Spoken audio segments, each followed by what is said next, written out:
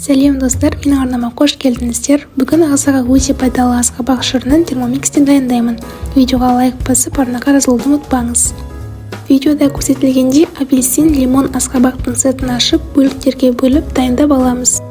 Чашаға апельсин мен лимонды салып, 10 секунд скотчты араластырамыз. Дайын болған апельсин мен лимон шырынын ситудан өткізіп, басқа ыдысқа құямыз. Енді чашаға асқабақ салып, үстіне су құйып, 30 минут 100 градус бір сквозь реверсте қайнатып аламыз. Қайнағаннан кейін 30 секунд скотчқа қойып, асқабақты езіп аламыз. Енді үстіне дайындап алған шырынды және қант, лимон қышқылы қайнаған ыстық суды құйып, 10 минут 100 градус бір сквозьта қайнатамыз. Егер тасып кететіндей болса, онда крышкасын ашып қоюға болады.